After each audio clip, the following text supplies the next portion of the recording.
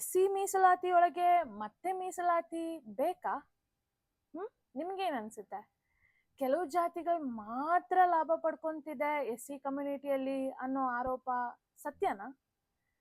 Supreme court ಏನ್ ಹೇಳ್ತು ಈ ಇಂಟರ್ನಲ್ ರಿಸರ್ವೇಶನ್ ಮ್ಯಾಟ್ರಲ್ಲಿ?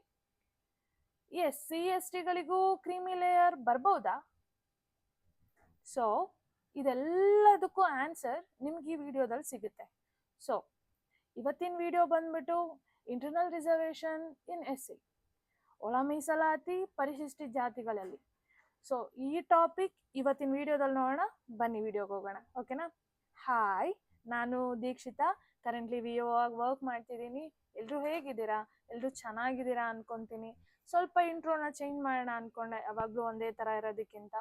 ಸೊ ಈ ವಿಡಿಯೋದಲ್ಲಿ ಟಾಪಿಕ್ಗೆ ಹೋಗೋಣ. ಪರಿಶಿಷ್ಟ ಜಾತಿಗಳಲ್ಲಿ ಮತ್ತೆ ಒಳ ಮೀಸಲಾತಿ ಬಗ್ಗೆ ಏನು ಹೊಸ ರೂಲ್ಸ್ ಬಂದಿದೆ? ಇಷ್ಟು ದಿನದಿಂದ ಈ ಟಾಪಿಕ್ ನಿಮಗೆ ಓಡ್ತಾನೆ ಇದೆ ನಿಮ್ಮ ಮೈಂಡಲ್ಲೂ, ನಿಮ್ಮ ನ್ಯೂಸ್ಗಳ ಚಾನಲ್ಗಳಲ್ಲೂ ಇದು ನೋಡ್ತಾನೆ ಇದೆ.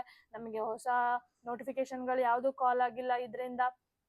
ಸೊ ಇವತ್ತಿನ ಟಾಪಿಕ್ ಕಂಪ್ಲೀಟ್ ಆಗಿ ಈ ವಿಡಿಯೋದಲ್ಲಿ ನಾವೇನೇನು ತಿಳ್ಕೊಂತಿದೀವಿ ಅನ್ನೋದನ್ನ ಹೇಳ್ತೀನಿ. ಮೊದಲನೇದಾಗಿ ಒಳ ಮೀಸಲಾತಿ ಅಂದ್ರೆ ಏನು, ಕರೆಕ್ಟ್ ಅಲ್ವಾ? ದೆನ್ ಅದ್ರ ಅಗತ್ಯ ಯಾಕೆ ಬಂದಿದೆ?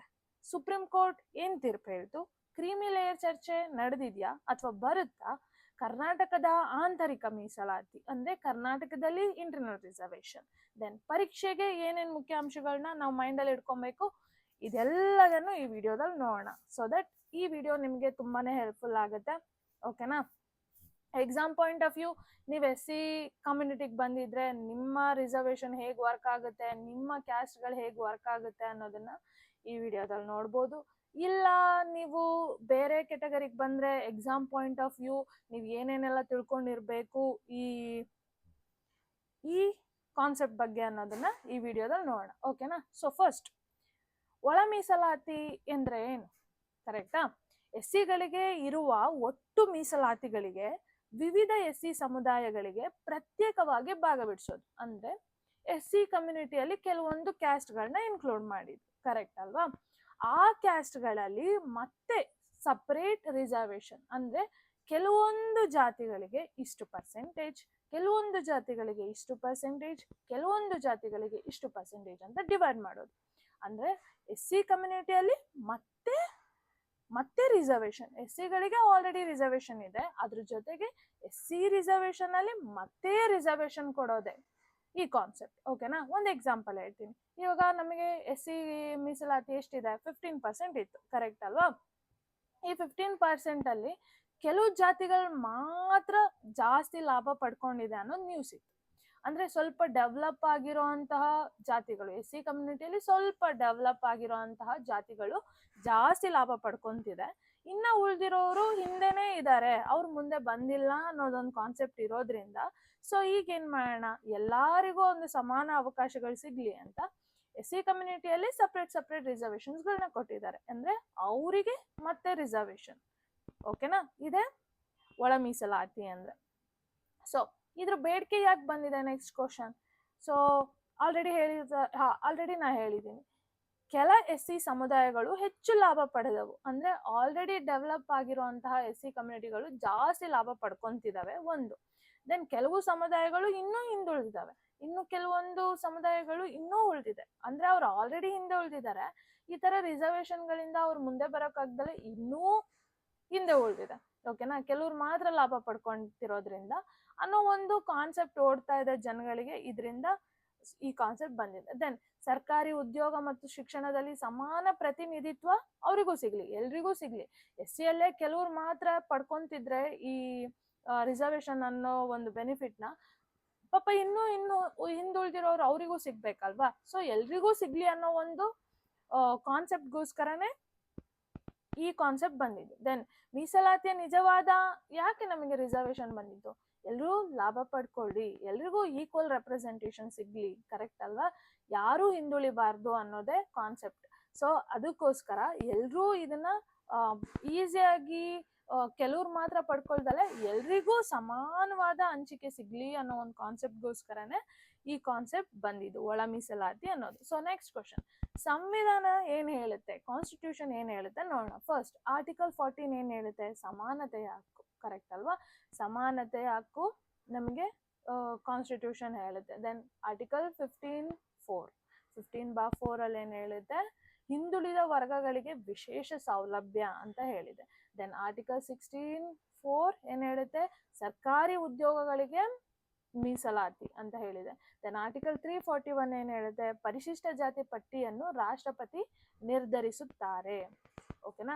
ಇದಿಷ್ಟು ಕಾನ್ಸ್ಟಿಟ್ಯೂಷನಲ್ ಏನಂತಾರೆ ಬ್ಯಾಕ್ಗ್ರೌಂಡ್ ಫಾರ್ ಈ ತರ ಹಿಂದುಳಿದ ವರ್ಗಗಳಿಗೆ ಒಂದು ಸಪೋರ್ಟ್ ಮಾಡಬೇಕು ಅನ್ನೋ ಒಂದು ಕಾನ್ಸೆಪ್ಟ್ಗೆ ಇರೋ ಅಂತ ಒಂದು ಕಾನ್ಸ್ಟಿಟ್ಯೂಷನಲ್ ಸಪೋರ್ಟಿವ್ ಸಿಸ್ಟಮ್ ಇದು. ಓಕೆನಾ? ನೆಕ್ಸ್ಟ್ ಪ್ರಮುಖ ಕೇಸ್ಗಳು ಅಂದ್ರೆ ಈ ಇಂಟರ್ನಲ್ ರಿಸರ್ವೇಶನ್ ನಡೆಯೋದಕ್ಕೆ ಕೆಲವೊಂದು ಪ್ರಮುಖ ಕೇಸ್ಗಳು ನಡೆಯುತ್ತು. ಯಾವ್ಯಾವ ಕೇಸ್ಗಳು ಅಂತ ನೋಡೋಣ. ಓಕೆನಾ? First EV.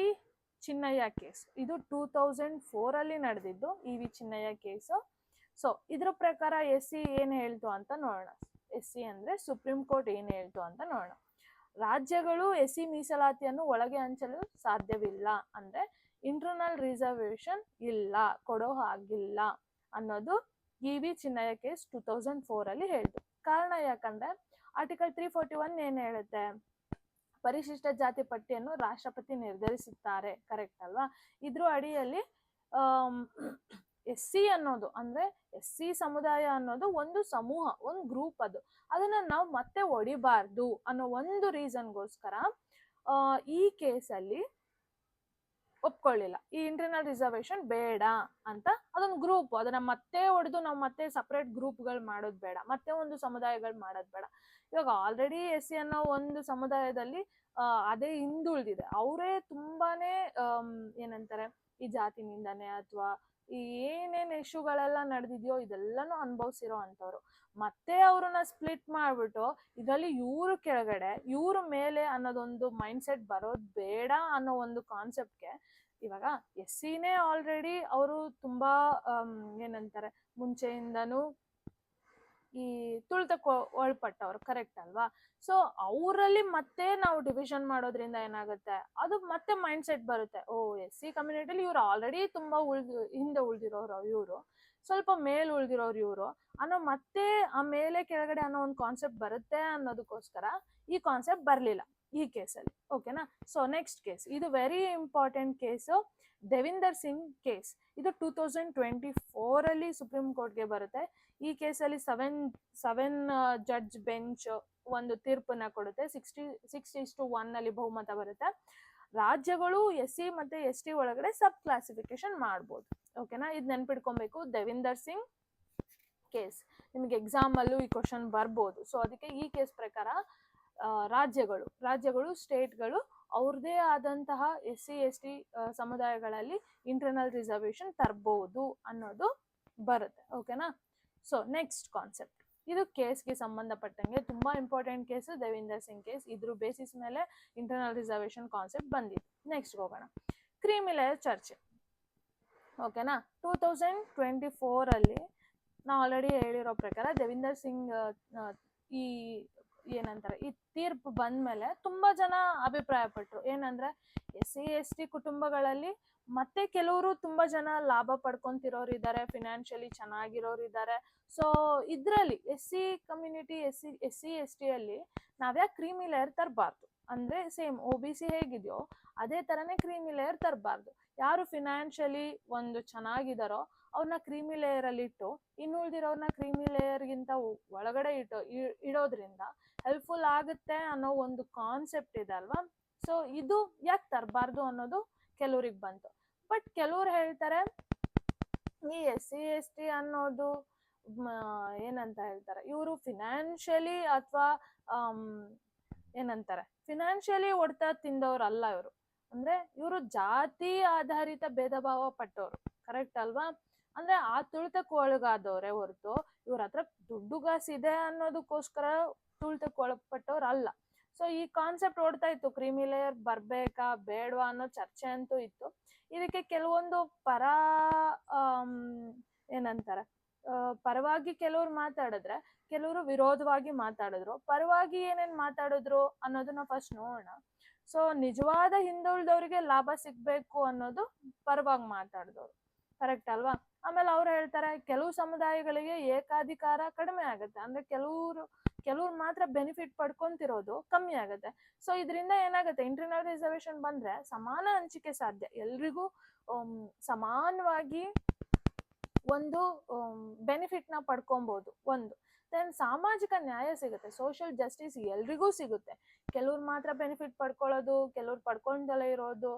ಸೊ ಇದರಿಂದ ಏನಾಗುತ್ತೆ ಅಂದ್ರೆ ಎಲ್ಲರೂ ಈಕ್ವಲ್ ರೆಪ್ರೆಸೆಂಟೇಷನ್ ಸಿಗ್ಬೋದು ಅನ್ನೋ ಒಂದು ಕಾನ್ಸೆಪ್ಟ್ ಇದು ಪರವಾಗಿ ಮಾತಾಡಿದವರು. ಇನ್ನ ವಿರೋಧಕ್ಕೆ ಬಂದ್ರೆ SC/ST ಸಮಸ್ಯೆ ಅನ್ನೋದು ಆರ್ಥಿಕವಲ್ಲ, ನಾವು ಆಲ್ರೆಡಿ ಹೇಳಿದೀನಿ, ಇದು ಫಿನಾನ್ಷಿಯಲ್ ಪ್ರಾಬ್ಲಮ್ ಅಲ್ಲ SC/ST ಕಮ್ಯುನಿಟಿ ಅನ್ನೋದು ಒಂದು. ದೆನ್ ಜಾತಿಯ ಆಧಾರಿತ ಭೇದ ಭಾವ ಇನ್ನೂ ಇದೆ, ಕರೆಕ್ಟ್ ಅಲ್ಲ? ಈಗಲೂ ಕೂಡ ಎಷ್ಟೋ ಕಡೆ ನಾವು ಕೆಲವೊಂದ್ ಕಡೆ ಕುತ್ಕೊಂಡು ನೋಡುವಾಗ ಇಲ್ಲ ಇವಾಗೆಲ್ಲ ಯಾರು SC/ST ಎಲ್ಲ ನೋಡ್ತಾರೆ, ಇದೆಲ್ಲ ನೋಡ್ತಾರೆ ಅನ್ನೋದು ನಾವು ಮಾತಾಡ್ಬೋದು. ಬಟ್ ಇವತ್ತಿಗೂ ನ್ಯೂಸ್ ಪೇಪರ್ ತೆಗೆದ್ರೆ ಎಲ್ಲೋ ಒಂದ್ ಕಡೆ SC ಹುಡುಗಿನ ರೇಪ್ ಮಾಡಿರೋಂಥ ಸಿಚುವೇಶನ್ ನಾವು ನೋಡ್ಬೋದು, ಅಥವಾ SC ಮನುಷ್ಯಂಗೆ ತುಂಬಾ ಹೀನಾಯವಾಗಿ ಮಾತಾಡಿ ಅವನ್ನ ಹಿಂಸೆ ಕೊಟ್ಟು ಅವನ ಮೇಲೆ ದಬ್ಬಾಳಿಕೆ ಮಾಡಿರೋದನ್ನ ನೋಡ್ಬೋದು. ನೀವೇ ನ್ಯೂಸ್ ಪೇಪರ್ ನೋಡಿದ್ರೆ ನಿಮಗೆ ಗೊತ್ತಾಗುತ್ತೆ, ನಾ ಏನು ಹೊಸದು ಹೇಳ್ತಾ ಇಲ್ಲ. ಪ್ರತಿದಿನ ಅದರಲ್ಲೂ ಈ ನಾರ್ದರ್ನ್ ಸ್ಟೇಟ್ಸ್ಗಳಿಗೆ ಕಂಪೇರ್ ಮಾಡಿದ್ರೆ ಎಲ್ಲೋ UP ಅಲ್ಲಿ, ಬಿಹಾರಲ್ಲಿ, ಮಧ್ಯಪ್ರದೇಶಲ್ಲಿ ಇವತ್ತಿಗೂ SC ಕಮ್ಯುನಿಟಿನ ತುಂಬಾ ಕೆಳಗೆ ನೋಡ್ತಿರೋದು ಇದೆ. ಬಟ್ ಫಿನಾನ್ಷಿಯಲಿ ಅವ್ರನ್ನ ನೋಡ್ತಾ ಇಲ್ಲ, ಅವ್ರನ್ನ ಕ್ಯಾಸ್ಟಾಗಿ ಅವ್ರನ್ನ ತುಂಬಾ ಹಿಂದೆ ಇಟ್ಟಿರೋದನ್ನ ನೋಡ್ಬೋದು ನಾವು. ಇವರು ತುಂಬಾ ಕೀಳ್ ಜಾತಿ ಅನ್ನೋದನ್ನ ನೋಡ್ಬೋದು. ಸೊ ಇದು ಆರ್ಥಿಕವಾದ ಸಮಸ್ಯೆ ಅಲ್ಲ ಅನ್ನೋದು ನಾವ್ ಈ ಕಾನ್ಸೆಪ್ಟ್ ಮೂಲಕ ನೋಡ್ಬೋದು, ಓಕೆನಾ? ದೆನ್ ಶ್ರೀಮಂತ SC/ST ವ್ಯಕ್ತಿಗೂ ಸಾಮಾಜಿಕ ಭೇದ ಭಾವ ಎದುರಾಗ್ತಿದೆ. ಅಂದ್ರೆ SC ಅಲ್ಲಿ ಒಬ್ಬ ಶ್ರೀಮಂತ ಇರೋನ್ ಕೂಡ ಅವನು ಜಾತಿ ನಿಂದನೆಗೆ ಒಳಗಾಗ್ಬೋದು, ಕರೆಕ್ಟ್ ಅಲ್ವಾ? ಅವನ ಹತ್ರ ದುಡ್ಡಿದೆ ಅಂದಿದ ತಕ್ಷಣ ಅವನ್ನ ತುಂಬಾ ಮೇಲೆ ನೋಡೋದು ಇಲ್ಲ, ಅದಿನ್ನೂ ಬಂದಿಲ್ಲ. ಆ ಕಾನ್ಸೆಪ್ಟ್ ಮೆಂಟಾಲಿಟಿ ಇನ್ನೂ ತುಂಬಾ ಜನ ಮೈಂಡ್ ಸೆಟ್ಗಳಿಗೆ ಬಂದಿಲ್ಲ. ಸೊ ಇನ್ನೊಂದೇನು ಅಂದ್ರೆ ಕಾನ್ಸ್ಟಿಟ್ಯೂಷನ್ ಅಲ್ಲಿ ಈ ಕ್ರೀಮಿ ಲೇಯರ್, SC/ST ಗೆ ಕ್ರೀಮಿ ಲೇಯರ್ ಕೊಡ್ಬೇಕು ಅನ್ನೋ ಕಾನ್ಸೆಪ್ಟ್ ಕೂಡ ಇಲ್ಲ ಅಂತ ಇದು ವಿರೋಧವಾಗಿ ಹೇಳ್ತಿರೋ ಅಂತಹ ಕೆಲವರ ಮಾತುಗಳು. ವಿರೋಧವಾಗಿ ಅಂದ್ರೆ ಈ ಕಾನ್ಸೆಪ್ಟ್ಗೆ ವಿರೋಧ ಯಾಕೆ ಮಾಡಬೇಕು ಅನ್ನೋದು ಪ್ರಕಾರ ವಾದ ಮಾಡಿರೋದು. ಸೊ ಇದು ಬಿಡೋಣ, ನೆಕ್ಸ್ಟ್ ಹೋಗೋಣ. ದೆನ್ ಕರ್ನಾಟಕದಲ್ಲಿ ಇಂಟರ್ನಲ್ ರಿಸರ್ವೇಶನ್ಗೆ ಹೋಗೋಣ. ಸೊ ನಿಮ್ಗೆಲ್ರಿಗೂ ಗೊತ್ತಿರೋ ಹಾಗೆ ಇತ್ತೀಚೆಗೆ ತೀರ್ಪು ಬಂದಿದೆ. ಇದ್ರ ಪ್ರಕಾರ ನಾವು SC ಕಮ್ಯುನಿಟಿಯಲ್ಲಿ ಇಂಟರ್ನಲ್ ರಿಸರ್ವೇಶನ್ ತರಬೇಕು ಅನ್ನೋ ಒಂದು ಕಾನ್ಸೆಪ್ಟ್ ಬಂದಿದೆ. ಸೊ ಇದರಿಂದ ಏನೇನಾಗುತ್ತೆ ನೋಡೋಣ. ಫಸ್ಟ್ ಶಿಕ್ಷಣದಲ್ಲಿ ಪ್ರತ್ಯೇಕ ಒಳ ಮೀಸಲಾತಿ ಸಿಗುತ್ತೆ, ಹೆಚ್ಚು ಅವಕಾಶಗಳು ಸಿಗುತ್ತೆ. ಅಂದ್ರೆ ಅವಕಾಶಗಳು ಜಾಸ್ತಿ ಆಗುತ್ತೆ, ಎಲ್ಲಾ SC ಅಲ್ಲಿ ಇರೋರ್ಗೆ ಬೇರೆ ಬೇರೆ ಕಮ್ಯುನಿಟಿಗಳಿಗೆ ಜಾಸ್ತಿ ಜಾಸ್ತಿ ಅವಕಾಶಗಳು ಸಿಗುತ್ತೆ. ಇನ್ನ ಕಾನೂನು ಕ್ಷೇತ್ರದಲ್ಲಿ ಏನಾಗುತ್ತೆ ಅಂದ್ರೆ ಜಾಸ್ತಿ ಕೇಸಸ್ಗಳು ಬರ್ಬೋದು, ಹೊಸ ನೀತಿಗಳು ಬರ್ಬೋದು, ಹೊಸ ಕೇಸಸ್ಗಳು ಅದು ಇಂಟರ್ನಲ್ ರಿಸರ್ವೇಶನ್ ಮೇಲೆ ಬರ್ಬೋದು. ದೆನ್ ಸರ್ಕಾರಿ ಉದ್ಯೋಗಗಳಿಗೆ ನೋಡೋಣ, ಹೊಸ ರೋಸ್ಟರ್ ಸಿಸ್ಟಮ್ ಬರ್ಬೋದು. ದೆನ್ ಸಮುದಾಯವಾರು ಪ್ರತಿನಿಧಿತ್ವ ಬರ್ಬೋದು. ನಾವು ಆಲ್ರೆಡಿ ಹೇಳಿದ್ದೀನಿ, ಅಂದ್ರೆ ಸಮುದಾಯಗಳಿಗೆ ಈ ಸಮುದಾಯ ಮೇಲೆ ಕೆಳಗಡೆ ಅನ್ನೋದು ಒಂದು ಕಾನ್ಸೆಪ್ಟ್ ಬರ್ಬೋದು. ದೆನ್ ಕನ್ಕ್ಲೂಷನ್ಗೆ ಹೋಗೋಣ, ಏನು ಅಂತ. ಮೀಸಲಾತಿಯ ಲಾಭ ಅತ್ಯಂತ ಹಿಂದುಳಿದವರಿಗೆ ತಲುಪಬೇಕು ಅನ್ನೋದೇ ಈ ಕಾನ್ಸೆಪ್ಟ್ ಮೇನ್ ಉದ್ದೇಶ, ನಿಮ್ಗೆ ಆಲ್ರೆಡಿ ಹೇಳಿರೋ ಪ್ರಕಾರ. ದೆನ್ ಸುಪ್ರೀಂ ಕೋರ್ಟ್ ಈಗ ರಾಜ್ಯಗಳಿಗೆ SC/ST ಗಳಿಗೆ ಒಳ ಮೀಸಲಾತಿ ತರ್ಬೋದು ಅನ್ನೋದಕ್ಕೆ ಆಲ್ರೆಡಿ ಕ್ಲಾರಿಫಿಕೇಶನ್ ಕೊಟ್ಟಿದೆ.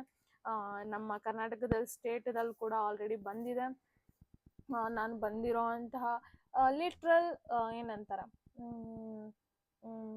ಒಂದು ಅದೇನು ನೋಟಿಸ್ ಇದೆ ಅಲ್ಲ, ಆ ನೋಟಿಫಿಕೇಶನ್ ಇಶ್ಯೂ ಮಾಡಿದಾರಲ್ಲ, ನಾ ಅದನ್ನ ಇಲ್ಲೇ ಪಕ್ಕದಲ್ಲಿ ಶೇರ್ ಮಾಡ್ಕೊತೀನಿ. ಯಾವ್ಯಾವ ಕ್ಯಾಸ್ಟ್ಗಳು ಯಾವ್ಯಾವ ಕೆಟಗರಿಯಲ್ಲಿ ಬರ್ತವೆ ಅನ್ನೋದನ್ನು ನಾ ಹೇಳ್ತೀನಿ. ನಾನು ಇನ್ನೂ ಮುಗಿಸಿಲ್ಲ, ಡೋಂಟ್ ವರಿ. ಅಂದ್ರೆ ನಿಮಗೆ ಇನ್ನೂ ಡೌಟ್ ಇದೆ, ನೀವು SC ಕಮ್ಯುನಿಟಿಯವರಾಗಿದೆ, ನಾವು ಯಾವ ಸಬ್ ಕೆಟಗರಿಗೆ ಬರ್ತೀವಿ ಅನ್ನೋದು, ಡೋಂಟ್ ವರಿ. ನಾನು ಆ ಲಿಸ್ಟನ್ನ ಇಲ್ಲಿ ಶೇರ್ ಮಾಡ್ತೀನಿ, ಬಟ್ ನಾನು ಅದನ್ನ ಎಕ್ಸ್ಪ್ಲನೇಷನ್ ಮಾಡ್ತೀನಿ, ಓಕೆನಾ? ಬಟ್ ನಮಗೆ ಇವಾಗ ಬಂದಿರೋ ಪ್ರಕಾರ ಇಂಟರ್ನಲ್ ರಿಸರ್ವೇಶನ್ಗೆ ಒಪ್ಪಿಗೆ ಬಂದಿದೆ, ಸುಪ್ರೀಂ ಕೋರ್ಟಿಂದ ಬಂದಿದೆ. ಆಲ್ರೆಡಿ ಕರ್ನಾಟಕದಲ್ಲೂ ಅದನ್ನ ಅಪ್ಲೈ ಮಾಡಿದ್ದಾರೆ. ಬಟ್ ಆದರೆ ನಮಗೆ ಕ್ರೀಮಿ ಲೇಯರ್ ಕಾನ್ಸೆಪ್ಟ್ ಇನ್ನೂ ಅಪ್ಲೈ ಆಗಿಲ್ಲ. SC/ST ಕಮ್ಯುನಿಟಿಯಲ್ಲಿ ಕ್ರೀಮಿ ಲೇಯರ್ ಕಾನ್ಸೆಪ್ಟ್ ಇನ್ನೂ ಚರ್ಚೆಯಲ್ಲಿದೆ, ಓಕೆನಾ? ಇದು ತುಂಬಾ, ಈ ಕಾನ್ಸೆಪ್ಟ್ ಅನ್ನೋದು ತುಂಬಾ ಸೆನ್ಸಿಟಿವ್ ಇರೋದ್ರಿಂದ ಇದಿನ್ನೂ ಬಂದಿಲ್ಲ. ಸೊ ಬರ್ಬೋದು, ಬರ್ದಲೇನೆ ಇರ್ಬೋದು, ಗೊತ್ತಿಲ್ಲ, ಫ್ಯೂಚರಲ್ಲಿ ಅದು ಗೊತ್ತಾಗುತ್ತೆ. ಸೊ ಇವಾಗ ರಿಸರ್ವೇಶನ್ಗೆ ಎಷ್ಟೆಷ್ಟು ಪರ್ಸೆಂಟೇಜು ಏನೇನಿದೆ, ಯಾರ್ಯಾರಿಗೆ ಎಷ್ಟೆಷ್ಟು ಪರ್ಸೆಂಟೇಜು ಅನ್ನೋದು ನೋಡಿ. ಸೊ ಟೋಟಲ್ ಆಗಿ SCಗೆ ಅನ್ನೋದು 17% ಎತ್ತಿಟ್ಟಿದ್ದಾರೆ, ಓಕೆನಾ? 17% SC ಕಮ್ಯುನಿಟಿಗೆ ಎತ್ತಿಟ್ಟಿದ್ದಾರೆ. ಸೊ ಇದರಲ್ಲಿ ಸಬ್ ಕೆಟಗರಿಗಳಿಗೆ ಇಂಟರ್ನಲ್ ರಿಸರ್ವೇಷನ್ಗೆ ಯಾವ್ಯಾವ ಕೆಟಗರಿಗೆ ಎಷ್ಟೆಷ್ಟು ಇಟ್ಟಿದ್ದಾರೆ ಅನ್ನೋದು ನೋಡೋಣ. ಸೊ ಫಸ್ಟ್ ಪ್ರವರ್ಗ ಎ, ಕೆಟಗರಿ ಎ, ಇವರಿಗೆ 6%. ಇದರಲ್ಲಿ ಟೋಟಲ್ 16 ಜಾತಿಗಳು ಬರುತ್ತೆ. ಓಕೆನಾ, ಡೋಂಟ್ ವರಿ, ನಾ ಶೇರ್ ಮಾಡ್ತೀನಿ, ಡೋಂಟ್ ವರಿ. ನಿಮ್ಮ ಕ್ಯಾಸ್ಟು ಯಾವ ಕೆಟಗರಿಗೆ ಬರುತ್ತೆ ಅನ್ನೋದು ನೀವು ನೋಡ್ಕೊಬೋದು. ಸೊ 16 ಕ್ಯಾಸ್ಟ್ಗಳು ಕೆಟಗರಿ ಎಗೆ ಬರುತ್ತೆ, 6% ರಿಸರ್ವೇಷನ್ ಇದೆ. ದೆನ್ 19 ಜಾತಿಗಳು ಕೆಟಗರಿ ಬಿಗೆ ಬರುತ್ತೆ. 19 ಜಾತಿಗಳು ಕೆಟಗರಿಗೆ ಬಿಗೆ ಬರುತ್ತೆ, ಇದರಲ್ಲೂ 6% ರಿಸರ್ವೇಷನ್ ಇದೆ. ದೆನ್ ಕೆಟಗರಿ ಸಿ ಅಲ್ಲಿ 63 ಜಾತಿಗಳು ಬರುತ್ತೆ, 5% ರಿಸರ್ವೇಷನ್ ಇದೆ. So category A 6%, category B 6%, category C 5% reservation. Total 17% reservation SC ಕಮ್ಯುನಿಟಿಗೆ ಅಥವಾ SC ಕ್ಯಾಟಗರಿಗೆ ಕೊಟ್ಟಿದ್ದಾರೆ. ಓಕೆನಾ, ಈಗ ಸ್ವಲ್ಪ ಕೆಲವೊಂದು ಕನ್ಫ್ಯೂಷನ್ ಇದೆ. ಆದಿ ಕರ್ನಾಟಕ, ಆದಿ ದ್ರಾವಿಡ, ಆದಿ ಆಂಧ್ರ, ಈ ಮೂರು. ಇನ್ನೊಂದ್ಸಲ ಹೇಳ್ತೀನಿ, ಆದಿ ಕರ್ನಾಟಕ, ಆದಿ ದ್ರಾವಿಡ, ಆದಿ ಆಂಧ್ರ, ಈ ಮೂರು ಸಮುದಾಯಗಳು ಇವರು ತಮ್ಮ ಮೂಲ ಜಾತಿಗಳನ್ನು ತಿಳಿಸದೇ ಇರೋದ್ರಿಂದ ಇವ್ರು ಏನ್ ಮಾಡ್ಬೋದು ಅಂದ್ರೆ, ಈ ಸದರಿ ಮೂರು ಜಾತಿಗಳು ಅನುಬಂಧದಲ್ಲಿರುವ ಪ್ರವರ್ಗ ಎ ಮತ್ತು ಬಿ ಅಲ್ಲಿ ಮೀಸಲಾತಿ ಪಡಿಬಹುದು. ಅಂದ್ರೆ ಇವರು 6% ರಿಸರ್ವೇಷನ್ ತಗೊಬಹುದು. ಓಕೆನಾ, ಅಂದ್ರೆ ಇವರು ಯಾವುದೇ ಇವ್ರದ್ದು ಮೂಲ ಜಾತಿ ಹೇಳ್ದಿರೋ ಕಾರಣ, ಇವ್ರ ಮೂಲ ಜಾತಿ ಗೊತ್ತಿಲ್ದಿರೋ ಕಾರಣ ಆದಿ ಕರ್ನಾಟಕ, ಆದಿ ದ್ರಾವಿಡ, ಆದಿ ಆಂಧ್ರ, ಈ ಮೂರು ಸಮುದಾಯಕ್ಕೆ ನೀವು ಒಳಪಟ್ಟಿದ್ರೆ ನೀವು ಕೆಟಗರಿ ಎ ಅಥವಾ ಕೆಟಗರಿ ಬಿ ಅಲ್ಲಿ ರಿಸರ್ವೇಷನ್ ಪಡ್ಕೊಬಹುದು.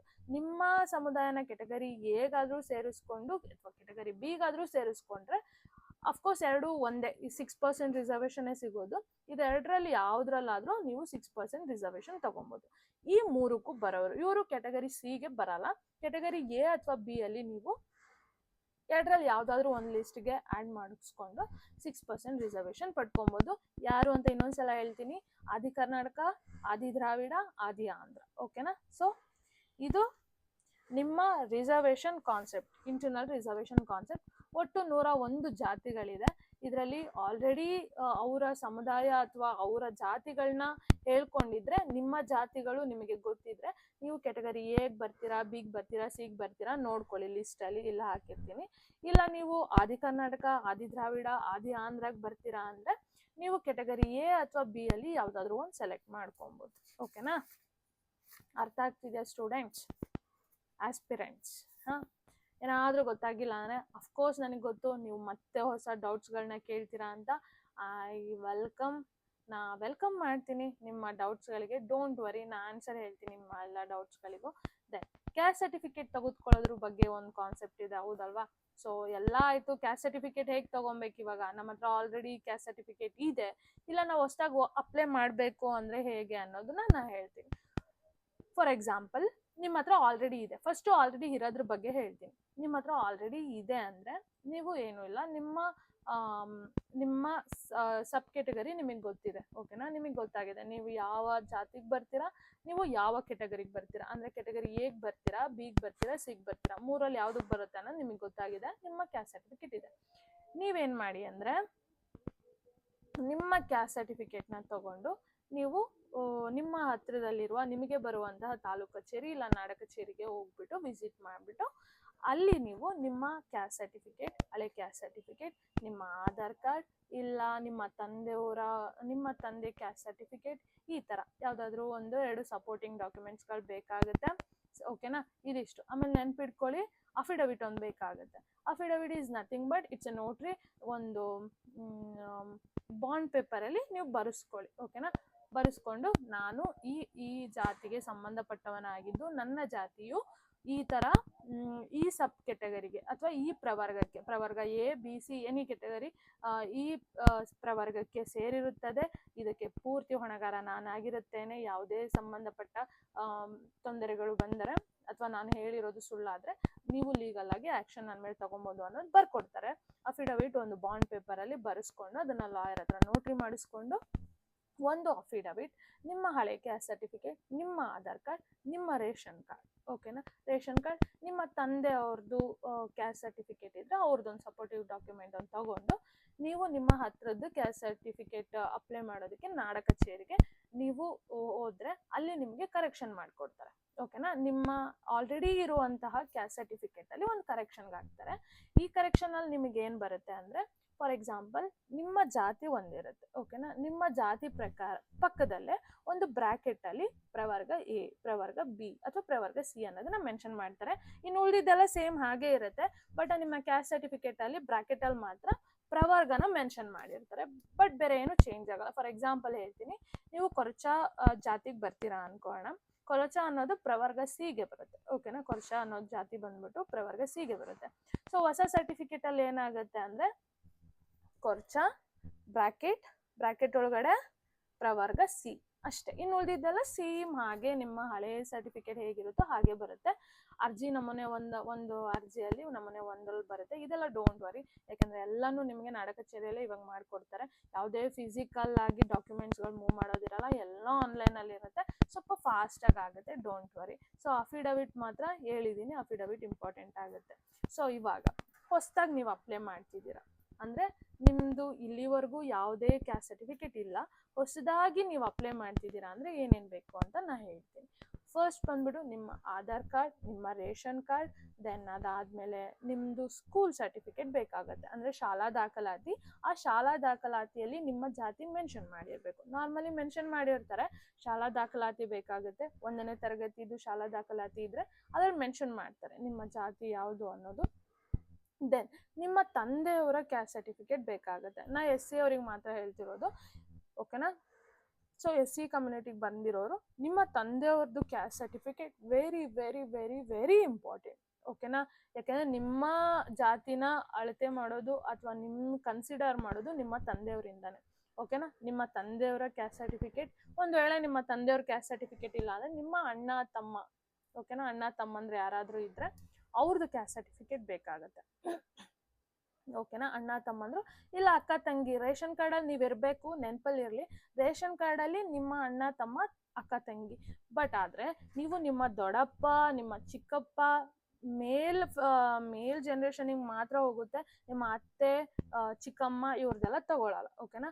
ನಿಮ್ಮ ದೊಡ್ಡಪ್ಪ ಚಿಕ್ಕಪ್ಪ ಇದ್ದರೆ ಇವ್ರದ್ದು ನೀವು ತಗೊಬೋದು. ಬಟ್ ಇವ್ರದನ್ನ ನೀವು ಕೊಡ್ತಿದ್ದೀರಾ ಅಂದರೆ, ನಿಮ್ಮ ತಂದೆಯವರ ಬದಲಿಗೆ ನಿಮ್ಮ ದೊಡ್ಡಪ್ಪ ಅವ್ರದ್ದು ಕ್ಯಾಸ್ಟ್ ಸರ್ಟಿಫಿಕೇಟ್ ಕೊಡ್ತಿದ್ದೀರಾ ಅಂದರೆ ನೀವು ವಂಶವೃಕ್ಷ ಕೊಡಬೇಕಾಗುತ್ತೆ. ವೆರಿ ಇಂಪಾರ್ಟೆಂಟ್ ಆಗುತ್ತೆ. ವಂಶವೃಕ್ಷ ಇಸ್ ಕಂಪಲ್ಸರಿ. ನೀವು ನಿಮ್ಮ ತಂದೆ, ನಿಮ್ಮ ತಮ್ಮ, ಅಣ್ಣ ಇವ್ರನ್ನ ಬಿಟ್ಟು ನಿಮ್ಮ ದೊಡ್ಡಪ್ಪ ಚಿಕ್ಕಪ್ಪ ಅವ್ರನ್ನ ಕೊಡ್ತಿದ್ದೀರಾ ಅಂದರೆ ವಂಶವೃಕ್ಷ ಈಸ್ ಕಂಪಲ್ಸರಿ. ಓಕೆನಾ. ವಂಶವೃಕ್ಷ ಬೇಕಾಗುತ್ತೆ. ಸೊ ಅದಕ್ಕೆ ಸಿಂಪಲ್, ನಿಮ್ಮ ರೇಷನ್ ಕಾರ್ಡಲ್ಲಿ ನಿಮ್ಮ ಫ್ಯಾಮಿಲಿ ಅಂದರೆ ನೀವು, ನಿಮ್ಮ ಸಿಬ್ಲಿಂಗ್ಸು, ನಿಮ್ಮ ಅಪ್ಪ ಅಮ್ಮ. ಓಕೆನಾ. ಅಮ್ಮ ಅವ್ರದ್ದು ತಗೊಳ್ಳಲ್ಲ. ಸೊ ಅದಕ್ಕೋಸ್ಕರ ನಾನು ಏನು ಹೇಳ್ದೆ ಅಂದರೆ, ನಿಮ್ಮ ಅಪ್ಪ ಅದು ಇಲ್ಲ, ನಿಮ್ಮ ಅಕ್ಕ ತಮ್ಮ ತಂಗಿ ಅಣ್ಣ ಇವ್ರದ್ದಾದ್ರೂ ಇದ್ರೆ ಕೊಡಿ. ಇವ್ರು ಯಾರ್ದು ಇಲ್ಲ ಅಂದರೆ ನಿಮ್ಮ ದೊಡ್ಡಪ್ಪ ಚಿಕ್ಕಪ್ಪ ಯಾರ್ದಾದ್ರೂ ಇದ್ರೆ ಅವ್ರದ್ದನ್ನು ಕೊಡಿ. ಅವ್ರದನ್ನ ಕೊಡ್ತಿದ್ದೀರಾ ಅಂದರೆ ವಂಶವೃಕ್ಷ ಕೊಡಬೇಕಾಗುತ್ತೆ. ಸೊ ಇಷ್ಟು ಡಾಕ್ಯುಮೆಂಟ್ಸ್ಗಳು ನಿಮಗೆ ಬೇಕಾಗುತ್ತೆ ನಿಮ್ಮ ನಾಡ ಕಚೇರಿಗೆ ಹೋಗಿ ಅಪ್ಲೈ ಮಾಡೋದಕ್ಕೆ. ದಯವಿಟ್ಟು ಆನ್ಲೈನಲ್ಲಿ ಅಪ್ಲೈ ಮಾಡೋಕ್ಕೆ ಹೋಗಬೇಡಿ. ಯಾಕೆ ಅಂತ ನಾನು ಹೇಳ್ತೀನಿ, ಆನ್ಲೈನಲ್ಲಿ ಅಪ್ಲೈ ಮಾಡಿದಾಗ ಕ್ಯಾನ್ಸಲ್ ಆಗೋ ಚಾನ್ಸಸ್ಗಳು ತುಂಬಾ ಜಾಸ್ತಿ ಇರುತ್ತೆ. ಯಾಕಂದರೆ ನೀವು ಪ್ರಾಪರ್ ಡಾಕ್ಯುಮೆಂಟ್ಸ್ಗಳನ್ನ ಅಪ್ಲೈ ಮಾಡಿರಲ್ಲ, ಪ್ರಾಪರ್ ಡಾಕ್ಯುಮೆಂಟ್ಸ್ಗಳು ನಿಮಗೆ ಗೊತ್ತಿರಲ್ಲ, ನಿಮಗೆ ಯಾವುದೋ ನಿಮ್ಮ ಹತ್ರ ಇರೋದನ್ನ ಅಪ್ಲೈ ಮಾಡಿರ್ತೀರ. ಸೊ ರಿಜೆಕ್ಷನ್ ಆಗೋ ಚಾನ್ಸಸ್ಗಳು ಜಾಸ್ತಿ ಇರುತ್ತೆ. ಅದಕ್ಕೆ ನಾನು ಏನು ಹೇಳ್ತೀನಿ ಅಂದರೆ, ಫಿಸಿಕಲ್ ಆಗಿ ನಿಮ್ಮ ನಾಡ ಕಚೇರಿಗೆ ಹೋಗ್ಬಿಟ್ಟು ಅಲ್ಲಿ ನಿಮ್ಮ ಗ್ರಾಮದ VAಗಳು ಇರ್ತಾರೆ, ಅವ್ರ ಹತ್ರ ನೀವು ನಿಮ್ಮ ಡಾಕ್ಯುಮೆಂಟ್ಸ್ಗಳನ್ನ ತೋರಿಸಿದ್ರೆ ಅವ್ರು ಹೇಳ್ತಾರೆ, ಓಕೆ ನಿಮ್ಗೆ ಯಾವ್ಯಾವ ಡಾಕ್ಯುಮೆಂಟ್ಸ್ಗಳು ಬೇಕಾಗುತ್ತೆ ನೀವು ತಗೊಂಬರ್ಬೇಕಾಗತ್ತೆ ಅಂತ. ನೀವು ಫಿಸಿಕಲ್ ಹೋದಾಗ ನಿಮ್ಮನ್ನ ಅವ್ರು ನೋಡ್ತಾರೆ, ನಿಮ್ಮ ಬಗ್ಗೆ ಅವರಿಗೆ ಗೊತ್ತಾಗುತ್ತೆ. ಸೊ ದಟ್ ನಿಮ್ಮ ಹತ್ರ ಯಾವ್ಯಾವ ಡಾಕ್ಯುಮೆಂಟ್ಸ್ ಇದೆ ಅಂದಾಗ ನೀವು ಅಪ್ಲೈ ಮಾಡಿದಾಗ ಫಾಸ್ಟಾಗಿ ಮೂವ್ ಆಗುತ್ತೆ. ಓಕೆನಾ. ಒಬ್ಬರಿಂದ ಒಬ್ಬರಿಗೆ ಬೇಗ ಮೂವ್ ಆಗುತ್ತೆ. ನೀವು ಯಾವಾಗ ನಿಮ್ಮ ಪಾಡಿಗೆ ನೀವು ಆನ್ಲೈನಲ್ಲಿ ಅಪ್ಲೈ ಮಾಡ್ತಿರೋ, ನಿಮ್ಮ ಬಗ್ಗೆ ಗೊತ್ತಿರಲ್ಲ, ನೀವು ಯಾರು ಅನ್ನೋದು ಗೊತ್ತಿರಲ್ಲ, ನಿಮ್ಮ ಹತ್ರ ಯಾವ ಡಾಕ್ಯುಮೆಂಟ್ಸ್ ಇದೆಯೋ ಅದನ್ನು ಮಾತ್ರ ಅಪ್ಲೈ ಮಾಡಿರ್ತೀರ. ಸೊ ಯಾವುದೇ ಡೀಟೇಲ್ಸ್ ಇಲ್ದಲೆ ಮೂವ್ ಆಗೋ ಚಾನ್ಸಸ್ಗಳು ಕಮ್ಮಿ ಇರೋದ್ರಿಂದ ಸೊ ಕ್ಯಾನ್ಸಲೇಷನ್ ಚಾನ್ಸಸ್ಗಳು ವೆರಿ ಹೈ, ಕ್ಯಾನ್ಸಲ್ ಆಗೋ ಅಂಥದ್ದು. ಸೊ ಅದಕ್ಕೆ ಫಿಸಿಕಲ್ ಆಗಿ ಹೋಗಿ ಅಪ್ಲೈ ಮಾಡಿದ್ರೆ ನಿಮಗೆ ಬೇಗ ಆಗುತ್ತೆ. ಓಕೆನಾ. ಬೇಗ ಫಾಸ್ಟ್ ಮೂವ್ಮೆಂಟ್ ಆಗುತ್ತೆ. ಮೇ ಬಿ ಕೆಲವ್ರು ಥಿಂಕ್ ಮಾಡ್ಬೋದು ಮೇಡಮ್ ಫಿಸಿಕಲ್ ಆಗಿ ಹೋದ್ರೆ ತುಂಬ ಕರಪ್ಷನ್ಗಳಾಗುತ್ತೆ ಅನ್ನೋದು. ಬಟ್ ಎಲ್ಲರೂ ಹಾಗಿಲ್ಲ. ನಾ ಹೇಳೋ ಪ್ರಕಾರ ಎಲ್ಲ ಕಡೆನೂ ಕರಪ್ಷನ್ ಇದೆಯಾ ಅನ್ನೋದು ಇಲ್ಲ. ಇಲ್ಲ, ಈ ಕೆಲವೊಂದು ಕಡೆ ತುಂಬ ಒಳ್ಳೆಯವರು ಇದ್ದಾರೆ, ತುಂಬ ಚೆನ್ನಾಗಿ ಕೆಲಸ ಮಾಡಿಕೊಡೋರು ಇದ್ದಾರೆ. ಸೊ ನಮ್ಮ ಕಡೆ ಎಲ್ಲ ನಾವು ವರ್ಕ್ ಮಾಡೋ ಕಡೆ ಇಲ್ಲೆಲ್ಲ ತುಂಬ ಫಾಸ್ಟಾಗಿ ಕೆಲಸ ಆಗುತ್ತೆ. ಆಮೇಲೆ ಪಬ್ಲಿಕ್ಕಿಗೆ ತುಂಬ ಏನಂತಾರೆ, ತುಂಬ ಹತ್ತಿರ ಇದ್ದೀವಿ ನಾವೆಲ್ಲ. ಸೊ ಅದಕ್ಕೆ ನನ್ನ ಪ್ರಕಾರ ಇಲ್ಲಿ ಆಗಲ್ಲ. ಬಟ್ ನಿಮ್ಮ ಕಡೆ ಇದ್ದರೆ, ಬಟ್ ಸ್ಟಿಲ್ ನಾನು ಹೇಳ್ತೀನಿ, ಒಂದು ಸಲ ಹೋಗಿ ಅವ್ರ ಹತ್ರ ಡೈರೆಕ್ಟಾಗಿ ಮಾತಾಡಿ ಅಪ್ಲೈ ಮಾಡಿ, ಹೆಲ್ಪ್ಫುಲ್ ಆಗುತ್ತೆ. ಸೇಮ್ ನೀವು ಈ ಡಾಕ್ಯುಮೆಂಟ್ಸ್ ನಾನು ಏನು ಹೇಳಿದ್ನಲ್ಲ ಹೊಸದಾಗಿ ಅಪ್ಲೈ ಮಾಡೋರು, ಇದೆಲ್ಲ ಡಾಕ್ಯುಮೆಂಟ್ಸ್ಗಳನ್ನ ತೊಗೊಂಡೋದ್ರೆ ನಿಮಗೆ ನಿಮ್ಮ ಹೊಸ ಸರ್ಟಿಫಿಕೇಟ್, ನಿಮ್ಮ ಪ್ರವರ್ಗ ಇರೋವಂಥದ್ದು ABC 3ರಲ್ಲಿ ಯಾವುದಿದೆಯೋ ಅದನ್ನು ನಿಮಗೆ ಇನ್ಕ್ಲೂಡ್ ಮಾಡಿ ಹೊಸ ಕ್ಯಾಸ್ಟ್ ಸರ್ಟಿಫಿಕೇಟ್ ಬರುತ್ತೆ. ನೆಕ್ಸ್ಟು ನೀವು ಎಜುಕೇಷನಲ್ ಪರ್ಪಸ್ ಅಥವಾ ಎಂಪ್ಲಾಯ್ಮೆಂಟ್ ಆಪರ್ಚುನಿಟೀಸ್ಗಳಿಗೆ ಯೂಸ್ ಮಾಡ್ಕೊಬೋದು. ಸೊ ಈ ಕಾನ್ಸೆಪ್ಟ್ ಬಂದ್ಬಿಟ್ಟು ಇವತ್ತಿನ ವಿಡಿಯೋದಲ್ಲಿ ಇಂಟರ್ನಲ್ ರಿಸರ್ವೇಷನ್ ಬಗ್ಗೆ ಕಂಪ್ಲೀಟಾಗಿ ಹೇಳಿದ್ದೀನಿ. ನಿಮಗೆ ಹೆಲ್ಪ್ಫುಲ್ ಆಗಿದೆ ಅನ್ಕೊಂತೀನಿ. ಎಕ್ಸಾಮ್ ರೀತಿ ಪ್ರಕಾರನೂ ಆಗಿರ್ಬೋದು, ಅಥವಾ ನಿಮಗೆ ನಿಮ್ಮ ರಿಸರ್ವೇಷನ್ ಬಗ್ಗೆ ನೀವು ತಿಳ್ಕೊಳ್ಳೋಕ್ಕೆ ಬೆನಿಫಿಟ್ ಪಡ್ಕೊಳ್ಳೋದಕ್ಕೂ ನೀವು ಆಗಿರ್ಬೋದು. ಅಟ್ ಲಾಸ್ಟ್ ನಾನು ಏನು ಹೇಳ್ತೀನಿ ಅಂದರೆ, ಕೆಲವರಿಗೆ ಈ ರಿಸರ್ವೇಷನ್ ಅನ್ನೋ ಕಾನ್ಸೆಪ್ಟ್ ಇಷ್ಟ ಆಗ್ದಲೇ ಇರ್ಬೋದು. ಬಟ್ ಹೇಳೋದಕ್ಕೆ ಚೆನ್ನಾಗಿದೆ, ನಾವೆಲ್ಲರೂ ಈಕ್ವಲ್ ಅನ್ನೋದು ಚೆನ್ನಾಗಿದೆ. ಬಟ್ ಎಷ್ಟೋ ಫ್ಯಾಮಿಲಿಯಲ್ಲಿ ಈಗಲೂ ಹೇಳ್ತೀನಿ, ಒಂದು ಜನರಲ್ ಕೆಟಗರಿ ಹುಡುಗಂಗೆ ಅವ್ರ ಫ್ಯಾಮಿಲಿಯಲ್ಲಿ ಎಜುಕೇಷನ್ ಪಡ್ಕೊಳ್ಳೋದ್ರಲ್ಲಿ ಒಂದು 5-6ನೇ ಜನ್ರೇಷನ್ ಅವ್ರು ನೀವಾಗಿರ್ಬೋದು. ನಿಮ್ಮ ಫ್ಯಾಮಿಲಿ ಪ್ರಕಾರ 5-6ನೇ ಜನ್ರೇಷನಲ್ಲಿ ನೀವು ಎಜುಕೇಷನ್ ಪಡ್ಕೊತಿರ್ಬೋದು. ಬಟ್ ಎಷ್ಟೋ SC ST ಕಮ್ಯುನಿಟಿಯಲ್ಲಿ ಈಗಲೂ ಕೂಡ ಫಸ್ಟ್ ಜನ್ರೇಷನ್ ಎಷ್ಟೋ ಫ್ಯಾಮಿಲಿಯಲ್ಲಿ ಇಲ್ಲ, ಅಥವಾ ಫಸ್ಟ್ ಜನ್ರೇಷನ್ ಈಗ ಬಂದಿರ್ಬೋದು. ಈ ಜನ್ರೇಷನಲ್ಲಿ ಇವಾಗ ಯಾರೋ ಒಬ್ಬರೋ ಇಬ್ಬರೋ ಈ ಜನ್ರೇಷನಲ್ಲಿ ಬಂದು ಎಜುಕೇಷನ್ ಪಡ್ಕೊಂಡು ಗೌರ್ಮೆಂಟ್ ಎಕ್ಸಾಮ್ಸ್ಗಳಿಗೆ ಟ್ರೈ ಮಾಡ್ತಿರ್ಬೋದು. ಸೊ ಅಟ್ ಲಾಸ್ಟ್ ಒಬ್ಬನ ಹತ್ರ ಶೂ ಇದೆ ಓಡೋದಕ್ಕೆ, ಒಬ್ಬನ ಹತ್ರ ಶೂ ಇಲ್ಲ. ಅಟ್ಲೀಸ್ಟ್ ಒಂದು ಹೆಲ್ಪ್ಫುಲ್ ಆಗಲಿ. ಅವನೊಂದು ಸ್ವಲ್ಪ ಹಿಂದೆನೇ ಓಡ್ತಿದ್ದಾನೆ ಅಂದರೆ ಬರಲಿ, ಶೂ ಇರೋನ ಜೊತೆನೇ ಓಡೋದಕ್ಕೆ ಹೆಲ್ಪ್ ಆಗಲಿ ಅಲ್ವಾ. ಜನರಲ್ ಕೆಟಗರಿ ಅವ್ನು ಸ್ವಲ್ಪ ಹಿಂದೆ ಇರೋರು ಮುಂದೆ ಒಂದು ಸ್ವಲ್ಪ ಮುಂದೆ ನಿಲ್ಲಿಸ್ಬಿಟ್ಟು ಓಡಲಿ. ಎಲ್ಲರೂ ಈ ರಿಸರ್ವೇಷನ್ ಅನ್ನೋ ಕಾನ್ಸೆಪ್ಟ್ ಅಟ್ ಲಾಸ್ಟ್ ನಾ ಹೇಳಿದ್ನಲ್ಲ, ರಿಸರ್ವೇಷನ್ ಅನ್ನೋದು ಇವಾಗ ಎಲ್ಲ ಕೆಟಗರಿಯಲ್ಲೂ ರಿಸರ್ವೇಷನ್ ಇದೆ. ಯಾವ ಕೆಟಗರಿಯಲ್ಲಿಲ್ಲ? ಈವನ್ ಜನರಲಲ್ಲೂ ಕೂಡ EWS ತಗೊಂಡ್ಬಂದಿದ್ದಾರೆ, ಕರೆಕ್ಟ್ ಅಲ್ವಾ? ಸೊ ಮತ್ತೆ ಇನ್ನು ಇದ್ರ ಬಗ್ಗೆ ಜಾಸ್ತಿ ಮಾತಾಡೋದು ಸರಿ ಇಲ್ಲ.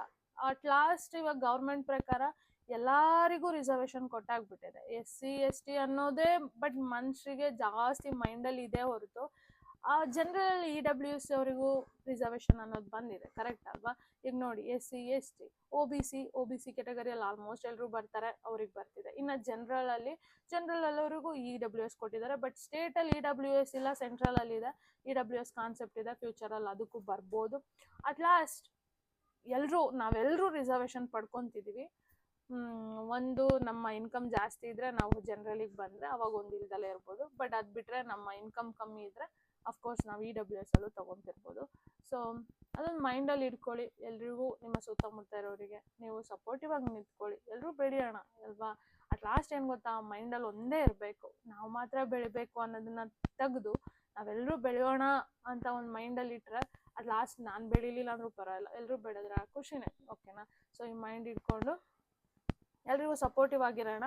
ಈ ಕಾನ್ಸೆಪ್ಟ್ ತುಂಬ ಒಳ್ಳೆ ಕಾನ್ಸೆಪ್ಟ್, ರಿಸರ್ವೇಷನ್ ಅನ್ನೋ ಕಾನ್ಸೆಪ್ಟ್. ಎಲ್ಲ ಕಂಟ್ರಿಯಲ್ಲೂ ಇರೋ ಕಾನ್ಸೆಪ್ಟೇ ಇದು, ರಿಸರ್ವೇಷನ್ ಅನ್ನೋದು. ಬರೀ ನಮ್ಮಲ್ಲಿ ಮಾತ್ರ ಇದೆ ಅನ್ನೋದೆಲ್ಲ ಸುಳ್ಳು.